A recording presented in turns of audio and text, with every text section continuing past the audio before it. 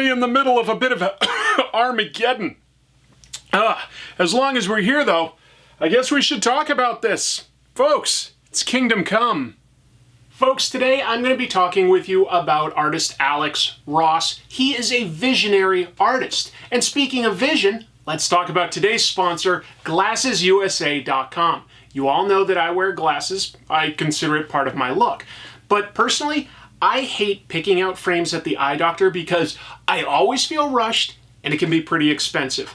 By cutting out the middleman, GlassesUSA.com offers over 9,000 prescription glasses and sunglasses, including both in-house brands and designer brands, and many of them are going to be up to 70% off of the retail price. You can shop for all your eyewear needs online at affordable prices starting at only $30 with basic prescription lenses included without leaving your home. Shopping online at GlassesUSA.com means a risk-free shopping experience. There's free shipping and returns, a 100% money-back guarantee with a full refund within 14 days of delivery, no questions asked, and a 365-day product warranty. GlassesUSA.com is the perfect place to stock up and save on contact lenses as well. You get 25% off of all contact lens brands. They're available with any prescription and for all uses.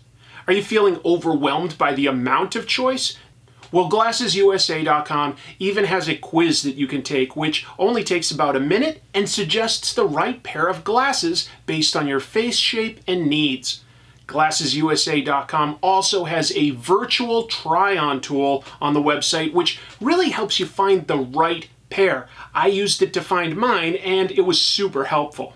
Here are some of the frames that I selected for myself. Hey, it's summertime. I knew that I was going to need a new pair of sunglasses. These are prescription, so I know that I'm going to be getting a lot of use out of these. Sort of a nice, thin aviator style frame. But then, of course, I've got my prescription glasses for everyday use. I got myself these. It's a nice rectangular look. That's just what I like for framing my face. It's got a brown color to the frame, which goes with a lot of the clothes that I wear, but they're nice and big and bold, so I actually got a very similar pair of frames. I got this one right here. It's more of a super dark green black frame, which can go with just about anything. But the reason I really like these big rectangular frames compared to what I used to wear, I've got more peripheral vision. So I love these. Anyway, you can find just thousands of glasses and sunglasses that will fit your needs on GlassesUSA.com. Link in the description below.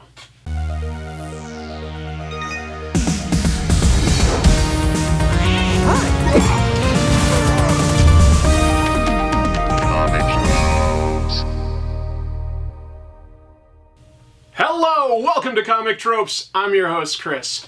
Kingdom Come. That is a 1996 4-issue series by DC Comics. It was co-plotted by writer Mark Waid and artist Alex Ross. It deals with some important themes. We're talking things like hope, faith, the nature of heroism itself, and accountability. It's also, I will argue, the book that truly cemented Alex Ross's superstardom as a comic book artist. The book trades in a lot of imagery and allegories related to the Bible's book of Revelation. So it's got some interesting structure there as well. Today, I'd like to focus on what Alex Ross brings to the table as an artist and also break down some of that religious imagery. So, without any further ado, let's start with a bit of a recap of what Kingdom Come is. Kingdom Come is one of DC's Elseworlds stories, not tied into their ongoing continuity. Instead, this story looks at a possible future and serves as a warning of the mistakes that can be made. Backstory is pieced out across the 4 issues, explaining that a new generation of superheroes has entered the world. They are darker and more ruthless, best exemplified with the character Magog. Magog kills the Joker as he was headed to trial for killing the Daily Planet staff, which included Superman's love interest, Lois Lane. The public support Magog, and this leads to Superman retiring for the next 10 years. The next generation of heroes rises, and visually, Ross has designed them to be nearly indistinct from the villains. Dark colors, weapons, gleaming metal instead of the traditional tights and capes.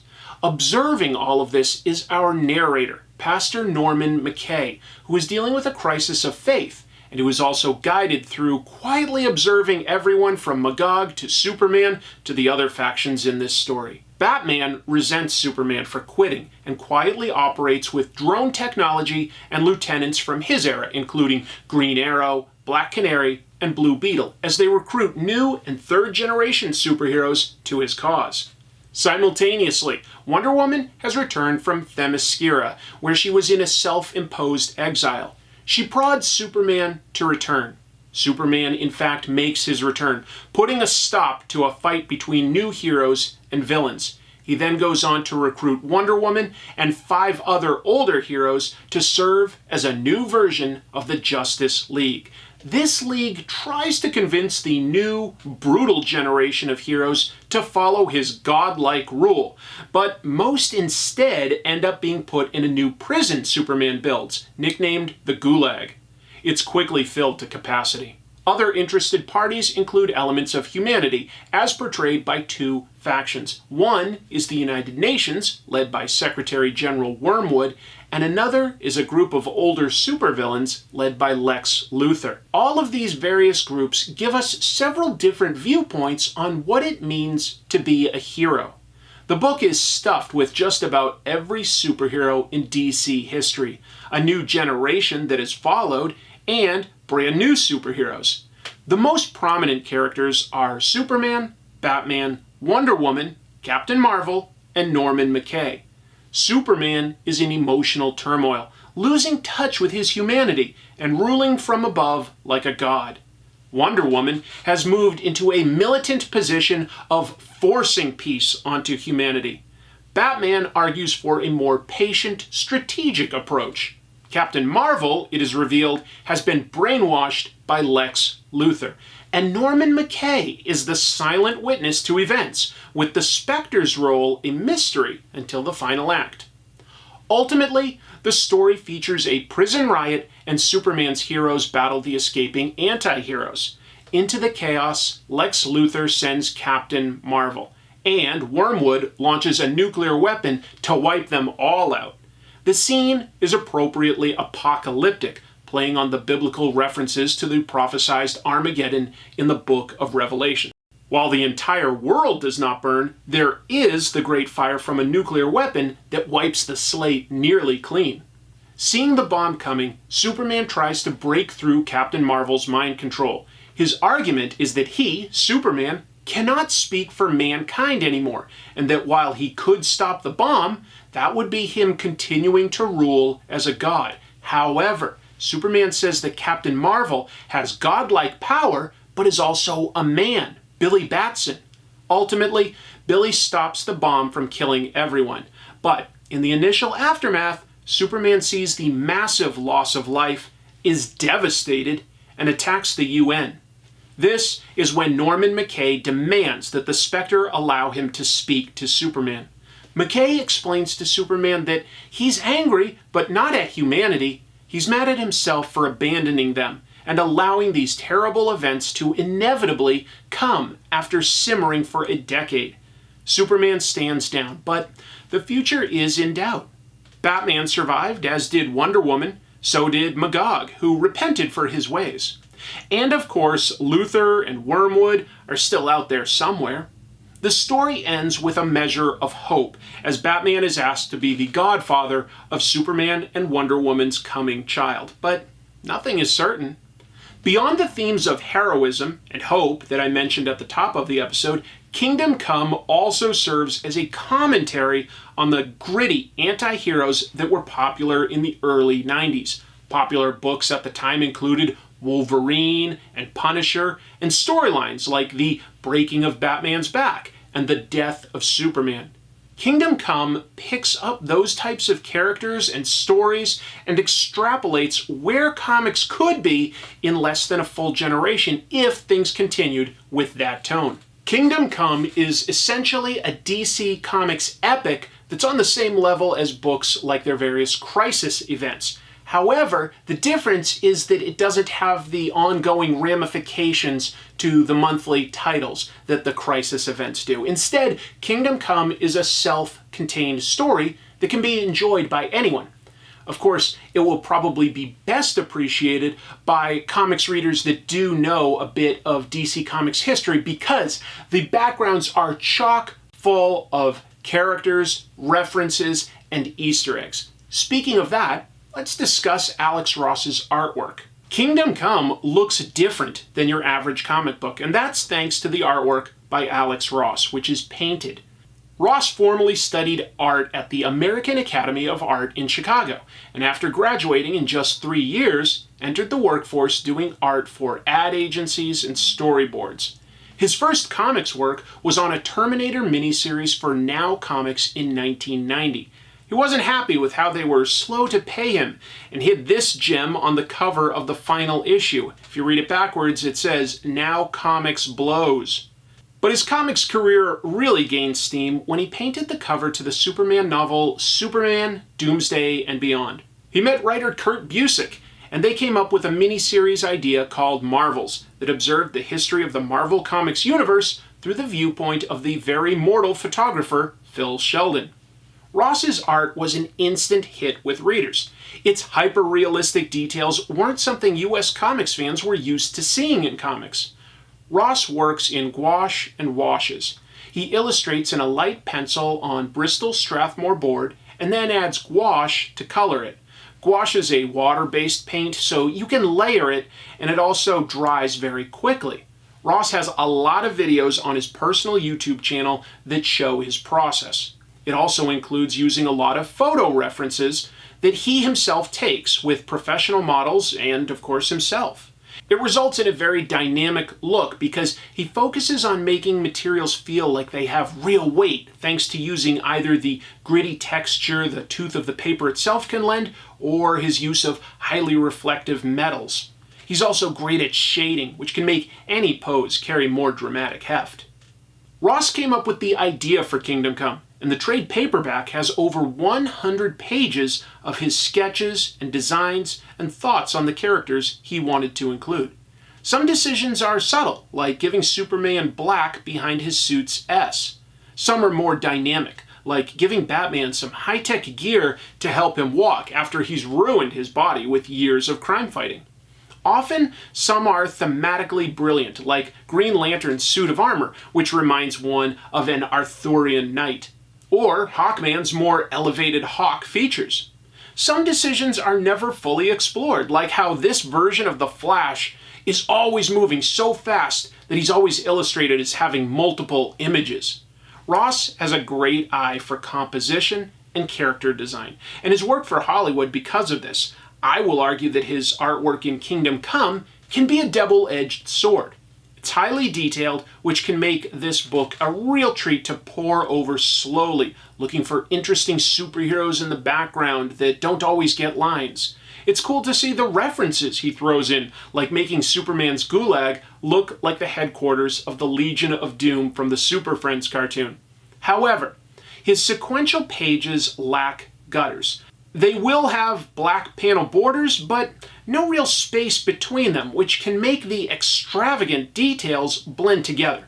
This is a book you are almost forced to read at a slower pace. Another aspect of Ross's sequential storytelling that can be a detriment is that his poses are often fairly static. There are exceptions, but comics often need to exaggerate movements and impacts like animation does in order to sell the action. Ross keeps his images realistic.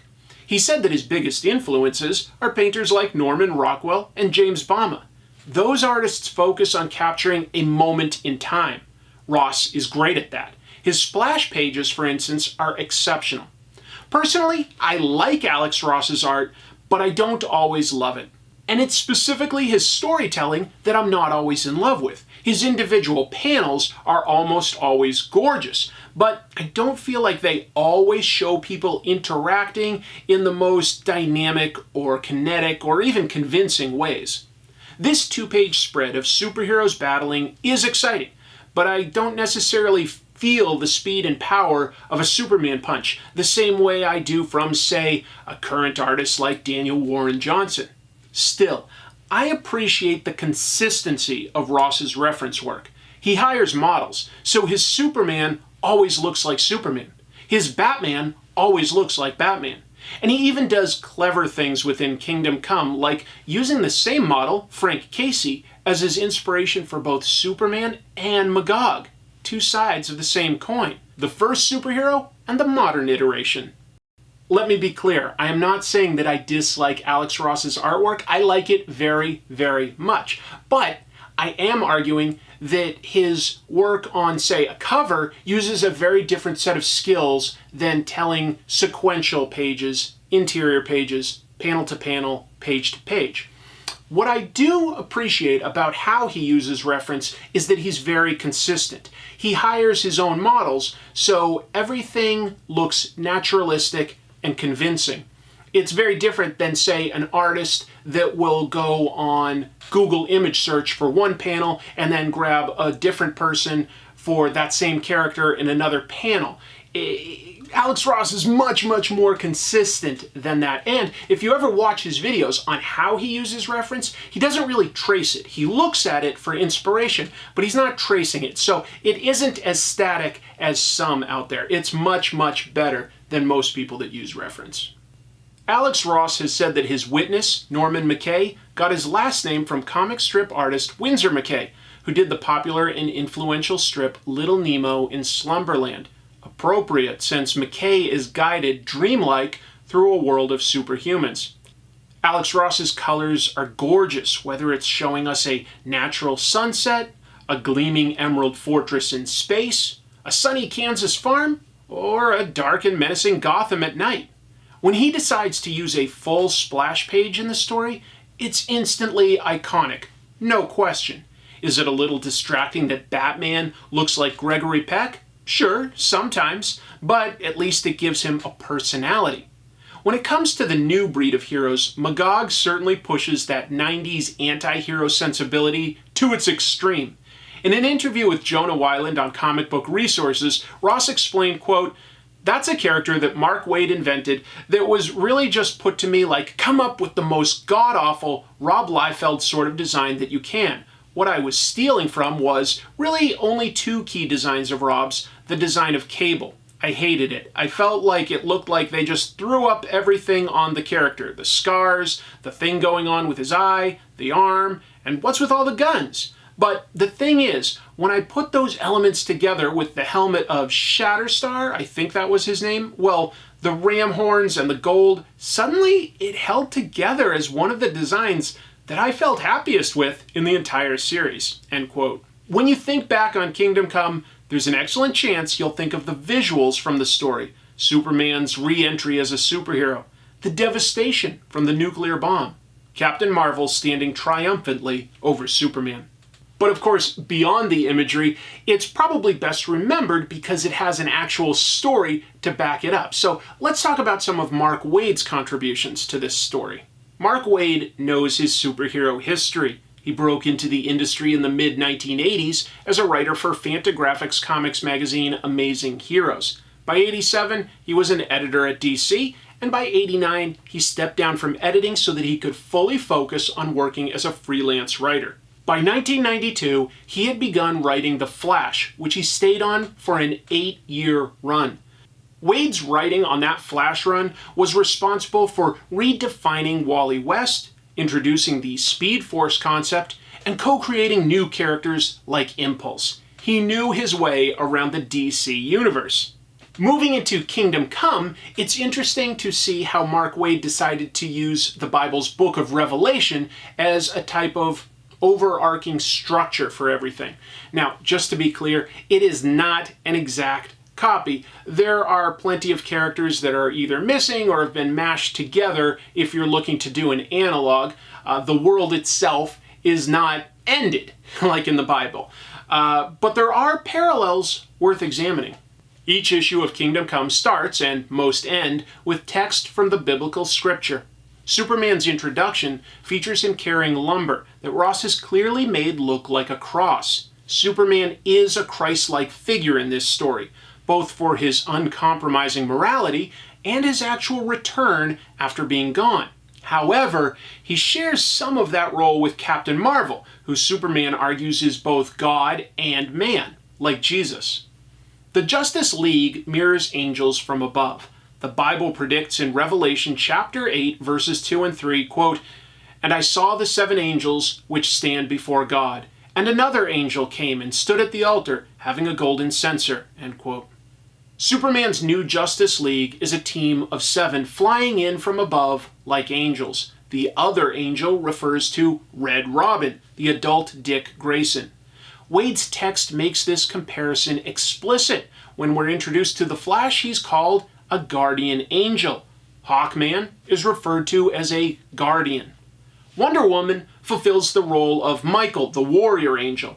Kingdom Come's Norman McKay and Spectre fulfill the roles of a witness to the apocalypse and an interpreting angel that so many apocalyptic stories feature, everything from the Book of Revelation to the Book of Daniel.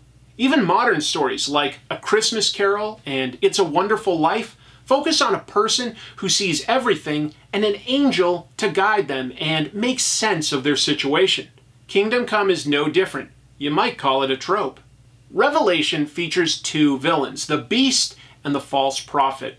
Kingdom Come, you could argue, has 3. There's Von Bach, the real powerhouse in Superman's gulag. He mirrors the Beast from the Abyss. The goth hero 666 is covered in 3 6s, which clearly mimics the number of the Beast. And Magog himself is not unlike Behemoth, a Leviathan.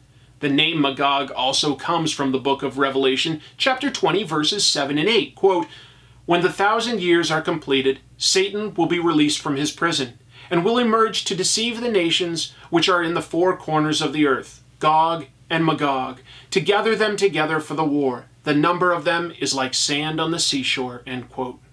The day isn't exactly won at the end, but the violence ends thanks to McKay's faith. This time, his faith that Superman can be reasoned with. Together, their hope for a better world ends things. Superman declares the heroes will not rule over man anymore, but rather work hand in hand with them. And as for how well that version of heroism will work, that's left up to the reader to decide.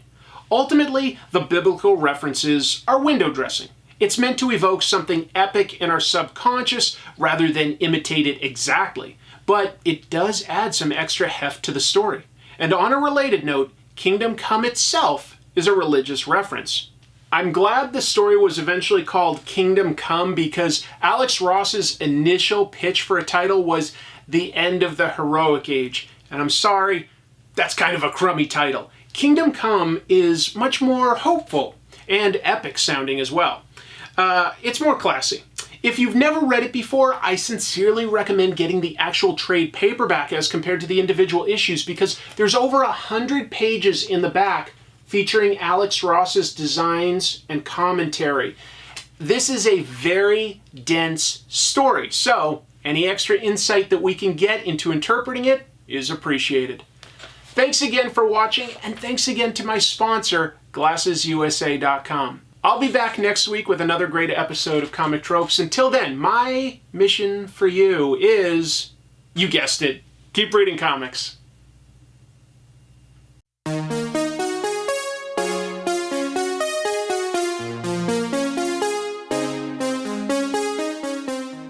Thanks for watching this video. If you liked it, please consider hitting like and subscribe. If you'd like to support the show, there are merchandise links beneath the YouTube video, and you can always hit join on YouTube or visit Comic Tropes on Patreon to get access to special perks.